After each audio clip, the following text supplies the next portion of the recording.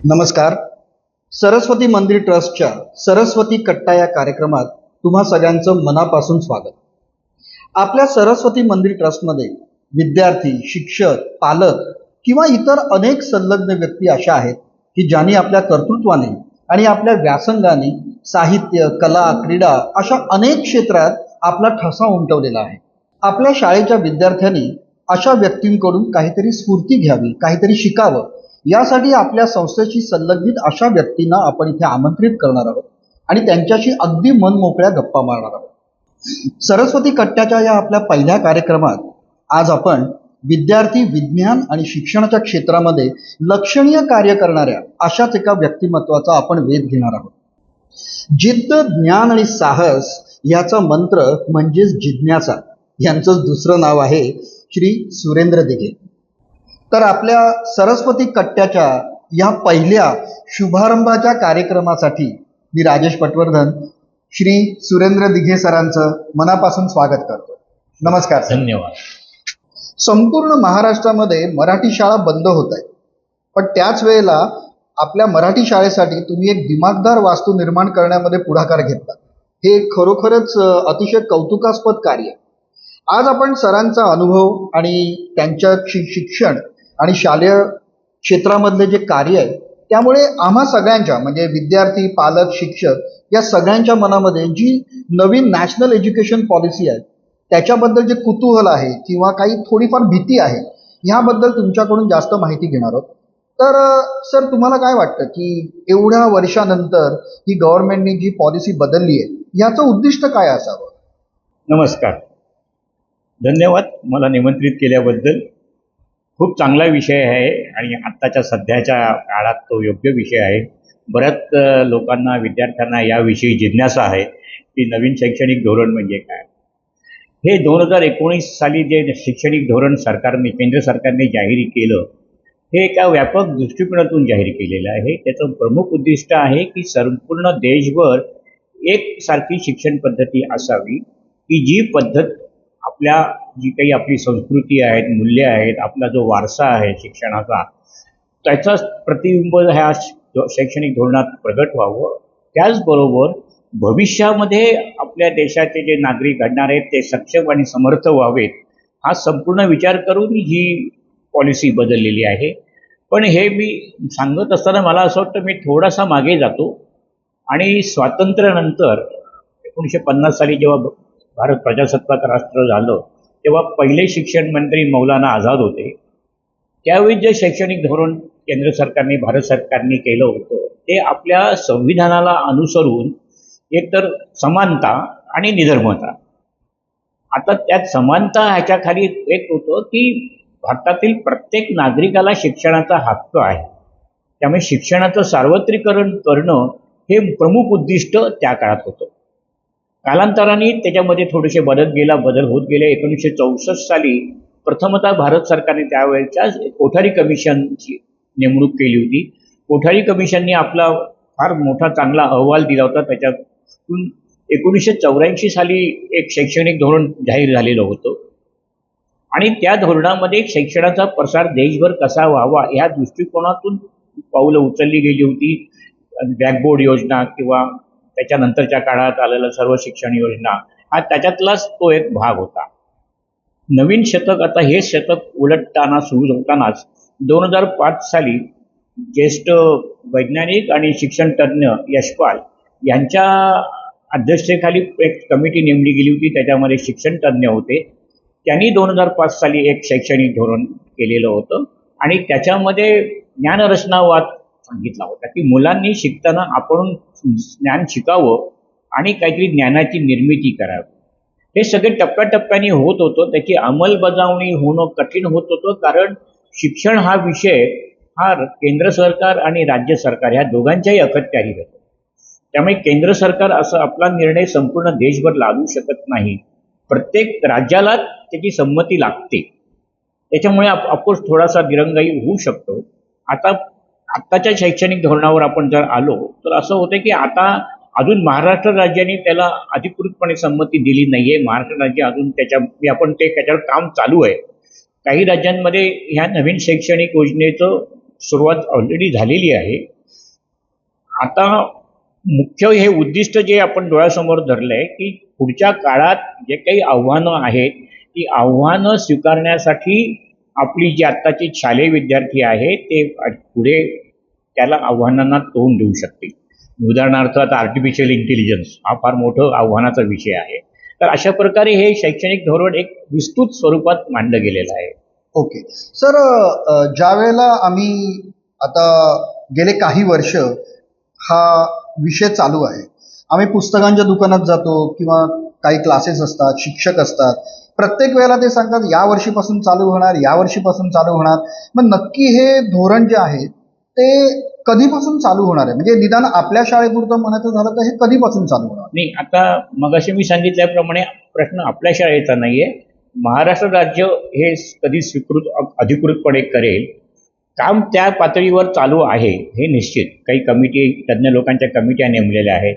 आतापर्यंत हा मुळात जो फरक आहे हा पूर्वीचा अभ्यासक्रम जो होता 5-3-2-2 त्याच प्रकारे आता पण पहिले 5 वर्ष आहेत, पण आता हा 5 वर्षामध्ये प्रथमच 3 वर्ष हे प्री प्रायमरी म्हणजे अंगणवाडी किंवा आपण मॉन्टेसरी म्हणतो पूर्व प्राथमिक, ह्याची पण अधिकृतपणे आता शालेय प्रवाहात त्यांना घेतलेलं आहे.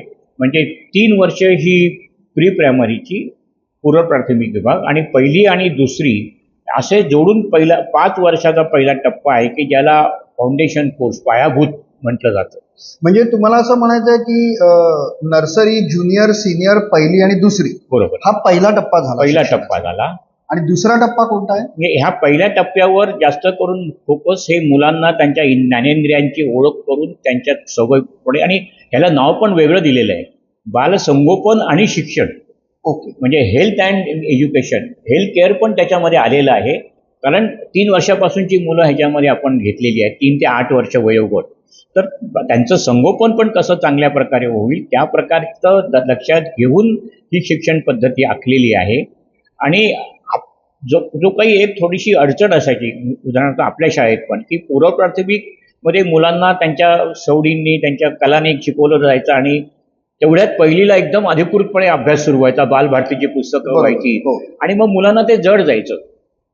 तिथं सिनर्जिक जो ऑपरेट आहे की सेतू, जे पूर्व प्राथमिक वर्ग आणि प्राथमिक वर्ग ह्यांचा इथं सेतू बांधला गेलेला आहे.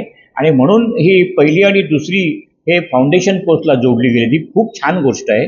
आणि माझ्या माहितीप्रमाणे त्याचा आता अभ्यासक्रम तयार होत चाललेला आहे. दुसरा जो टप्पा आहे हा 3री, 4थी, 5वी म्हणजे 3 वर्षाचा दुसरा टप्पा, तिसरा 3री, टप्पा आहे. 4थी आणि 5वी हा दुसरा टप्पा आहे. म्हणजे नर्सरी, ज्युनियर, सिनियर, पहिली, दुसरी हा पहिला टप्पा आणि 3री, 4थी, 5वी हा दुसरा टप्पा. ह्या टप्प्यावर भाषा शिक्षणावर जोर दिलेला आहे. आणि भाषा शिक्षणामध्ये प्रामुख्याने मातृभाषा, जे मातृभाषेतून लहान वयात शिकावं असं प्रोत्साहन दिलेलं आहे. ह्याचा अर्थ असा नाही की इंग्लिश माध्यमाला किंवा दुसऱ्या परकीय भाषांना नाही म्हटलेलं आहे, पण प्रामुख्याने मुलांची जी मातृभाषा आहे त्या मातृभाषेतून मुलांनी शिक्षण शिकावं, त्या दृष्टीकोनातून त्याला अनुकूल असं वातावरण निर्मिती व्हावी. त्याचबरोबर इतर भाषांचा पण म्हणजे हिंदी, संस्कृत, इंग्लिश या भाषा पण समृद्ध ह्या वयात कराव्यात अशा प्रकारचं नियोजन आणि अपेक्षित केलेलं आहे. 6वी, 7वी, 8वी हा माध्यमिक विभागाचा पहिला टप्पा आहे. आणि म्हणजे सर एक मिनिट, म्हणजे पहिला टप्पा आणि दुसरा टप्पा हे प्राथमिक विभाग झाले का? फाउंडेशन, पहिला फाउंडेशन कोर्स, ह्याला वेगळं नाव आहे. ओके, पायाभूत. हां, 3री, 4थी, 5वी हे प्राथमिक शिक्षण. आता माध्यमिक विभागाकडे गेलं 6वी, 7वी, 8वी हा माध्यमिक म्हणजे पूर्व माध्यमिक म्हणायला हरकत नाही. ओके, हां. आणि ह्याच्यामध्ये मात्र अभ्यास, आता पुस्तकी अभ्यासाबरोबर थोडंसं कौशल्य विकास त्याच्यामध्ये इंट्रोड्यूस, त्याचं सुरुवात केलेली आहे की मुलांना अभ्यासाबरोबर बाकीचं पण काही कला, क्रीडा ह्याच्यामध्ये रस निर्माण व्हावा आणि त्याच्यात त्यांनी कौशल्य प्रदान करावं. आणि विषयांचा अभ्यास पण त्यांचा क्षितिज वाढवलेला आहे 5वी, 6वी, 7वी, 8वीमध्ये. त्याच्यानंतरचा 9वी, 10वी हा माध्यमिक विभाग आहे आणि तिथं कौशल्य विकासावर जोर दिलेला आहे. आता इथं मला सांगावं असं वाटतं की इथं हा पहिल्या धोरणांपासून हा थोडा इथं बदल होत गेलेला आहे, कारण आता आपण कौशल्य विकासावर जास्त जोर देणं अपेक्षित करतो. त्या अभ्यासावरचा जोर कमी करून आज आपल्याला जे लक्षात येते की जे पेव फुटलेलं आहे मार्कांचं आणि 90, अगदी. 92, 94, 95, 97 आणि 100% मुलं पोचत आहेत, पण त्यांच्यात किती ज्ञानग्रहता आलेली आहे, त्यांना त्याचं ज्ञान किती मिळालं आहे हे समजणं कठीण जातं. आणि पुढच्या आव्हानांना तोंड देण्यास ते समर्थ आहेत का, हा प्रश्न येतो. आपणच आपल्या ह्या मार्कांवर तसा विश्वास ठेवत नाही. त्यामुळे 8वी 9वी आणि 10वीचा अभ्यासक्रम हा बराचसा कठीण होईल, कारण तो पुढच्या आव्हानांना तोंड देण्याइतपत. पण त्याचबरोबर आत्ताच्या ह्या शैक्षणिक धोरणाप्रमाणे मुलांना ऑप्शन्स पण पुष्कळ असतील, म्हणजे त्यांना त्यांच्या आवडीचे विषय घेता येतील आणि आवडीच्या विषयात पुढे अभ्यास करायचा, त्या विषयाचा अभ्यास त्यांना सखोलतेने करता येईल. ह्यावेळेस इथं कौशल्य विकास हा पण फार मोठा भाग आहे. म्हणजे 6वी 7वी 8वीमध्ये मग फक्त इंट्रोड्यूस केलं असेल तर इथं त्याचा विकास होतो. अपेक्षित आहे की शिक्षण संस्थांमध्ये तशी त्याच्या प्रकारचं सोयी असाव्यात, भौतिक आणि शैक्षणिक सोयी असाव्यात. आणि मग 10वी झाल्यानंतर 11वी 12वी पण ह्या शालेय शिक्षणाला जोडलेला आहे अधिकृतपणे. आता 9वी 10वी 11वी 12वी हा जेव्हा एकत्र येईल, मग आता त्या बोर्डाच्या एक्झामचं काय होणार 10वी 12वी? 9वी 10वी हा सेकंडरीमध्ये आहे, हा. 11वी 12वी हायर सेकंडरी आहे. बोर्डाच्या परीक्षा होणारच. आज आपल्याकडे SSC बोर्ड आहे, आपलं राज्य परीक्षा मंडळ आहे, CBSE आहे, ICSE आहे, ही अंतिम इंटरनॅशनल बोर्ड्स आहेत. तर ह्यांचा अभ्यासक्रम वेगळा आहे आणि त्यांच्या परीक्षा वेगळ्या होतात. आता अगोदरच सुरुवातीला सांगितल्याप्रमाणे हे जे काही देशभरातला एकंदरीत अभ्यासक्रम होणार आहे, त्याच्यामुळे पुढच्या 2 वर्षामध्ये यांचा अभ्यासक्रम सारखा असणार आहे. परीक्षा होतील वेगळ्या, प्रत्येक बोर्ड राहणारच आहे. परत मी सांगितलं होतं की जसं 12वीच्या नंतरच्या परीक्षांसाठी एंट्रन्स टेस्ट परत केंद्रीय संस्था घेणार आहेत, तर त्या परीक्षा राहतील. त्याच्यामुळे इनडायरेक्टली 10वीच्या परीक्षेचं महत्त्व कमी होणार आहे, कारण बहुतेक आता सगळ्या शाळांना ज्युनियर कॉलेज जोडली गेली जातील. ज्यांच्या अडचणी आहेत त्यांच्यासाठी कॉलेजमधले ते राहणारच आहे. पण समजा शाळेचं ज्युनियर कॉलेज नको असेल आणि चांगल्या एखाद्या उच्च महाविद्यालयाशी जोडलेलं ज्युनियर कॉलेज पाहिजे असेल, तर त्यांच्यासाठी मग त्या परीक्षा एंट्रन्स टेस्ट आणि त्या धरल्या जातील. सर, मग 11वी आणि 12वी जर का शाळेला जोडणं जाणार आहोत, तर मग आपल्या शाळेची काय तयारी आहे त्या? आपली तयारी आहे ना. आता 2 इमारती तयार झाल्यानंतर आपल्याकडे जागा आहे, आपली पूर्ण तयारीनिशी मग आपण आपण 11वी 12वी सायन्स आर्ट्स कॉमर्स तिन्ही क्षेत्रात चालू करणार का? हो, 11वी 12वी आपण सुरू केलं तर ते तिन्ही सेक्शनचं असणार. आपण कॉलेज हा पुढचा भाग झाला, उच्च शिक्षण हा पुढचा भाग झाला. पण आपल्याकडे ते होणार आहे. हो, आता दोन्ही इमारती नूतन इमारत, आता नवीन इमारत पण आता आकारास येते. हे झाल्यानंतर आपल्याकडे ज्युनियर कॉलेज नक्की होणार, कनिष्ठ महाविद्यालय करावंच लागणार आहे. सर, आता आपण बघतोय की भारतीय शास्त्रज्ञ आहेत, डॉक्टर्स आहेत किंवा इंजिनियर्स आहेत, हे अगदी परदेशामध्ये वेगवेगळ्या कंपन्यांमध्ये सगळीकडे आपलं म्हणजे खूप मोठं कार्य करतायत आणि त्यांना नावाजलं पण जात आहे. आता हे सगळे तर जुन्या शिक्षण पद्धतीतच शिकलेले आहेत. मग या नवीन शिक्षण पद्धतीचा असा आपल्याला काय फायदा होणार आहे की जो जुन्या शिक्षण पद्धतीत नव्हता? जर थोडासा उच्च अभ्यास म्हणजे शिक्षणाचा विचार केलात ना, तर लवचिकता आलेली आहे. आपल्याकडे आत्ताच्या उच्च शिक्षणामध्ये किंवा कॉलेजच्या शिक्षणामध्ये रिजिडिटी फार आहे. म्हणजे तुम्ही एकदा 11वी 12वीला तुम्ही सायन्स आर्ट्स कॉमर्स तुम्ही घेतलं की मग तुम्हाला त्याच करिअरमध्ये पुढे जायला पाहिजे. मग तुम्हाला ते समजा नाही आवडलं तर मग तुमची वर्ष फुकट जातात. म्हणजे माझ्यासमोर काही उदाहरणं आहेत ओळखीची की त्यांना सायन्सला गेली पण सायन्स आवडलं नाही आणि मग नंतर आर्ट्सला वळलेली किंवा दुसऱ्या शाखेत वळलेली.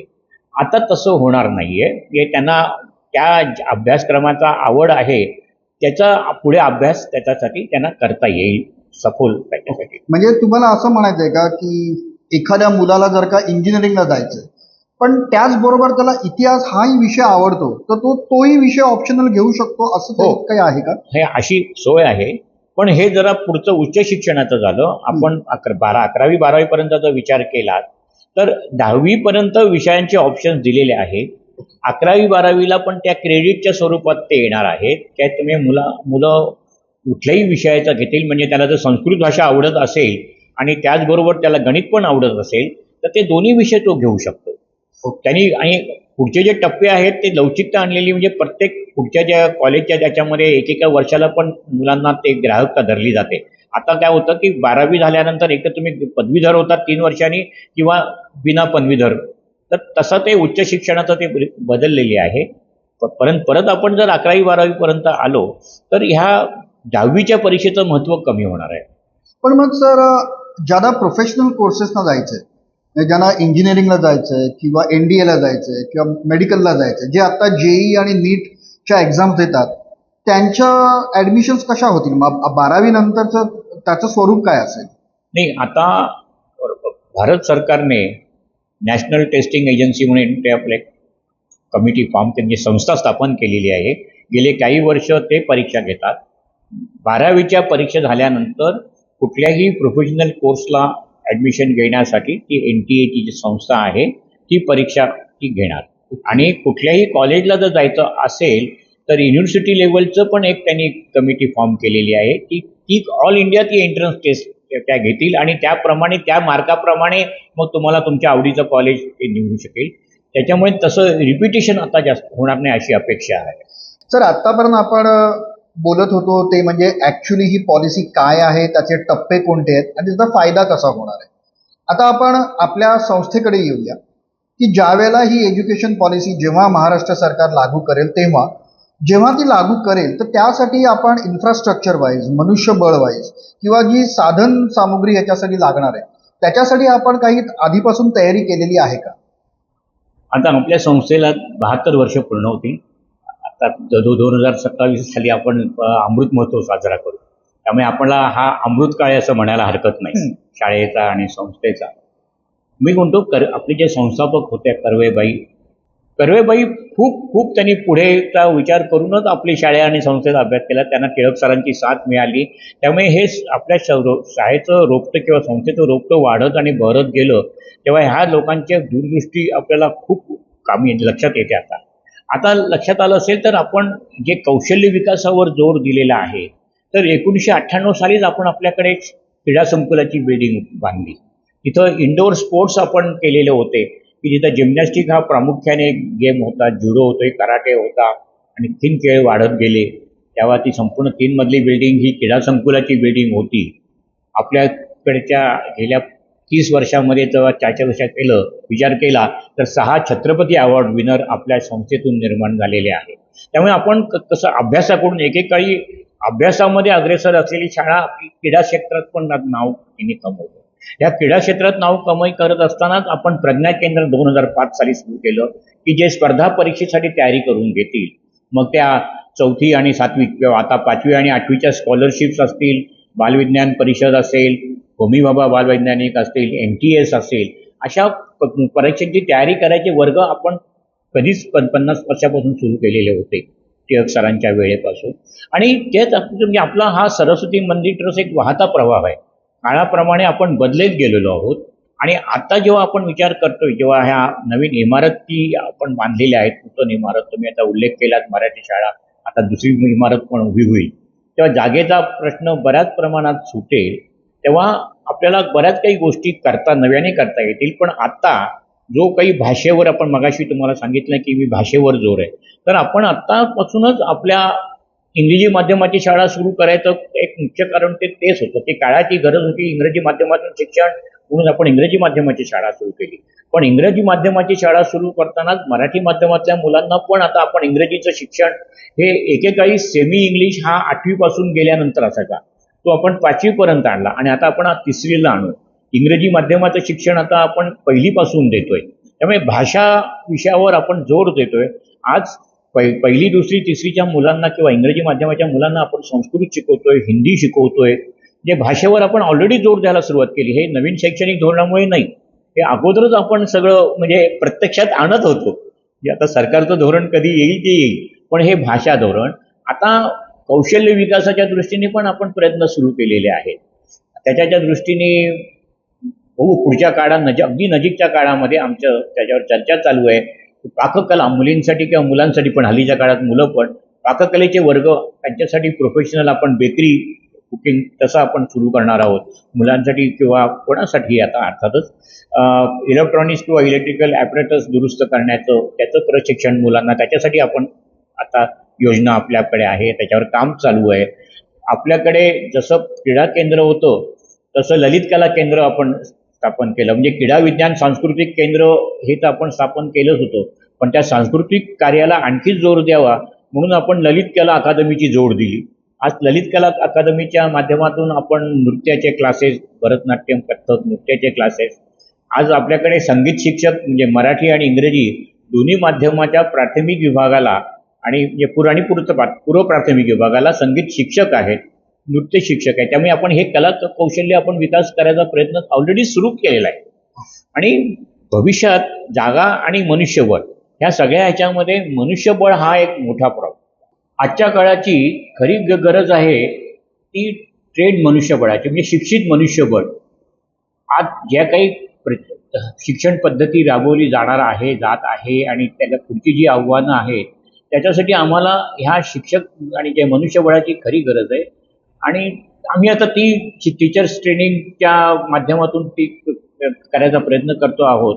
मला खात्री आहे की पुढच्या 3-4 वर्षामध्ये काही विषयात म्हणजे आपल्या ललित कलामध्ये किंवा छात्रसेनेचं जे सेल्फ डिफेन्स आहे या वेगवेगळ्या गटामध्ये आपली शाळा जे काही एज्युकेशन पॉलिसीमध्ये एक स्कूल कॉम्प्लेक्स म्हणून जे अध्यारूप धरलेलं आहे त्या ह्याच्यामध्ये आपली शाळा ही एक केंद्रीभूत शाळा होईल इतर शाळांसाठी, असा मला आशा आणि विश्वास वाटतोय.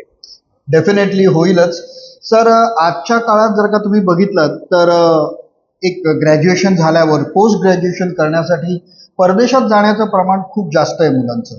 आणि आपल्या शाळेत अगदी खूप वर्षापासून, माझ्यामध्ये 10-15 किंवा त्याच्याही पेक्षा जास्त वर्षापासून परकीय भाषा शिकवल्या जातात. आपल्या शाळेमध्ये केंद्र आहे, तर त्या केंद्राचाही विकास करणं किंवा नवीन लँग्वेजेस ॲड करणं की ज्याचा उपयोग मुलांना पोस्ट ग्रॅज्युएशन नंतर परदेशात गेल्यावर होईल, त्याच्याबद्दल काही योजना आहे का? प्रज्ञा भाषा अंतर्गत आपल्याकडे अगोदरच आता आपण गेली 12 वर्ष परकीय भाषा शिकवत आहोत. German, Spanish. आता त्याच्यात आणखीन आपल्याला कालांतराने, आता सध्या जागेची अडचण आहे, पण ती जागेचा अडचण प्रॉब्लेम मिटल्यानंतर आपण आणखीन परकीय भाषांचा अभ्यास करायला निश्चित आपण सुरुवात करू. सर, मला वाटतं की तुम्ही जे एक्सप्लेनेशन दिलं की शाळेत आपले काय काय उपक्रम चालू होते, आणि मी स्वतः जेव्हा NEPचं सगळं वाचलं तेव्हा माझ्या असं लक्षात आलं की NEP हे गव्हर्नमेंट आत्ता लागू करतंय, पण आपल्या शाळेच्या संस्थापकांनी फार पूर्वी खूपच दूरदृष्टीने विचार करून ह्याच्यात अंतर्भूत असलेल्या बऱ्याचशा गोष्टी ऑलरेडी करून टाकलेल्या आहेत, सगळ्या केलेल्या आहेत. आणि शाळेने शाळेच्या परीने बरंच काही केलेलं आहे. सगळे कला, क्रीडा, साहित्य, शिक्षण या प्रत्येक क्षेत्रामध्ये त्यांनी विद्यार्थ्यांना फॅसिलिटी दिलेल्या आहेत. आता शाळेचा एक प्रमुख घटक असतो तो म्हणजे आम्ही पालक. ज्या वेळेला शाळा आणि मुलं हा एक घटक जेव्हा एकत्र असतो तेव्हा पालकांकडून तुमच्या काय अपेक्षा? हा चांगला प्रश्न विचारलाय आणि म्हणून मला तुमचं मुद्दामून अभिनंदन करावंसं वाटतं की ह्या शिक्षण कट्ट्याच्या माध्यमातून जो आपण संवाद साधतोय हा संवाद फार उपयोगी पडेल. कारण आज ह्या सगळ्या समस्यांचं मूळ कारण हे संवादाचा अभाव आहे. आपण जर विद्यार्थी हा केंद्रबिंदू समजला तर संस्था चालक, पालक, शिक्षक, मुख्याध्यापक आणि शासन हे सगळे परिघावरचे बिंदू आहेत. ते एकमेकांशी जोडले गेले पाहिजेत. संस्था चालक हा परिघावर जरी असला तरी त्यांचा व्यापक त्यांना दृष्टिकोन ठेवावा लागला तरी आज सूक्ष्म दृष्टिकोनातून विचार केला तर शिक्षक, पालक यांचे संबंध आणि सुसंवाद हे असणं अतिशय गरजेचं झालेलं आहे. तर करोनाच्या काळानंतर थोडासा कमी झालेला आढळतो. पुष्कळ त्याच्यावर परिणाम झालेला आहे. त्या इतर अनेक घटक त्याला कारणीभूत आहेत. तर हा संवाद सुरू होण्याची गरज आहे किंवा तो चांगला मनमोळा हवा. कारण आत्ताच्या समाजामध्ये आत्ताची मानसिकता आहे की जे आम्ही म्हणतो तेच खरं आणि तेच बरोबर आणि तेच आम्ही ऐकणार किंवा तेच आम्ही बोलणार, त्याच्यावरच आम्ही विश्वास ठेवणार. ह्याच्यापासून थोडीशी फारकत घेऊन एकमेकांना समजून घ्यायची, सामंजस्य, म्हणजे आपली जी संस्कृती आहे ना, सन्मान, संवेदनशीलता, सहजता, हे आपण परत मूल्य शिक्षणाकडे बॅक टू मूल्य शिक्षण गेलं पाहिजे की संवाद साधून एकमेकांचा सन्मान ठेवून आपण सामावून घेतलेलं पाहिजे. तर पालकांच्याकडून अशी अपेक्षा आहे की हे सगळं करताना शिक्षक, मुख्याध्यापक, संचालक हे तुमचे असताना जर तुम्ही संवाद साधला तर बऱ्याच अडचणी निर्माण आपल्यामध्ये पण टाळू शकतो. समाज आणि शासन हा एक आणखीन त्याच्यामधला घटक आहे. शासन हा एक टिपिकल त्यांची भूमिका असते, त्या भूमिकेतून वागतो. समाज आत्ताच्या प्रचलित काळाप्रमाणे वाहत जात असतो. पण शेवटी उरतात ते शिक्षक, पालक आणि अगदी बरोबर संस्था चालक. तर ह्याच्यात सुसंवाद असणं अतिशय गरजेचं आहे. खरं तर आत्ताचं जग हे प्री करोना आणि पोस्ट करोना अशा 2 भागांमध्ये विभागलं गेलंय. आणि पोस्ट करून सोशल मीडियाचं प्रस्थ खूप जास्त वाढत चाललंय. आपण फक्त सोशल मीडियावर जे व्हॉट्सअप ग्रुप आहेत, फेसबुक आहेत किंवा ज्या काही गोष्टी आहेत त्याच्यावर आपण वाचतो, पार्श्वभूमी समजूनच घेत नाही आणि आपण त्याच्यावर आपली मतं प्रकट करतो किंवा त्याच्यावर काहीतरी एक ड्रास्टिक ऍक्शन्स घेतो. आणि या सगळ्याचा विचार करून आपण हा सरस्वती कट्टा सुरू केलाय. जेव्हा व्हिडिओ तुमच्या वेगवेगळ्या वर्गाच्या ग्रुप्सवर किंवा आपल्या युट्यूब चॅनलवर जेव्हा येतील तेव्हा बघणाऱ्यांकडून, पालकांकडून ह्याच्यावर प्रश्न विचारणं अपेक्षित आहे. कोणत्या तरी तिसऱ्या, चौथ्या, पाचव्या व्यक्तीच्या कानावरून किंवा बोलण्यावरून आलेल्या गोष्टींवर विश्वास ठेवण्यापेक्षा प्रत्यक्ष त्या व्यक्तीशी संबंधित व्यक्तीला प्रश्न विचारून त्यांच्याकडून माहिती घेण्याचा एक दालन आपण उघडं करतो इकडे. आजचा सरस्वती कट्ट्याचा जो पहिला कार्यक्रम आहे, हा कार्यक्रम यशस्वी करण्यासाठी आम्हा सगळ्यांबरोबरच तुम्हा सगळ्यांचीही गरज आहे. तर प्लीज या व्हिडिओला लाईक करा, शेअर करा आणि तुमच्या इंडिव्हिज्युअल सोशल मीडियावर पोस्ट आणि शेअर सुद्धा करा. मी एवढंच सांगू इच्छितो की तुम्ही अतिशय चांगलं आणि सुयोग्य कार्य आत्ताच्या काळाला जोडून घेतील असं तुम्ही उपक्रम सुरू केलेला आहे. संस्थेमार्फत सरस्वती मंदिर ट्रस्ट या संस्थेच्या वतीने जे काही सहकार्य लाभ पाहिजे ते आम्ही निश्चितपणे तुम्हाला देऊ आणि मला खात्री आहे की आपले पालक, शिक्षक आणि समाज पण ह्याला उत्स्फूर्त प्रतिसाद देईल. Thank you very much sir. याचबरोबर आपला सरस्वती कट्ट्याचा पहिला कार्यक्रम आपण इथेच थांबवतोय. मी वाट बघतोय तुम्हा सगळ्यांच्या प्रश्नांची आणि सरांची त्या प्रश्नांना उत्तर देण्याची. धन्यवाद. Have a nice time.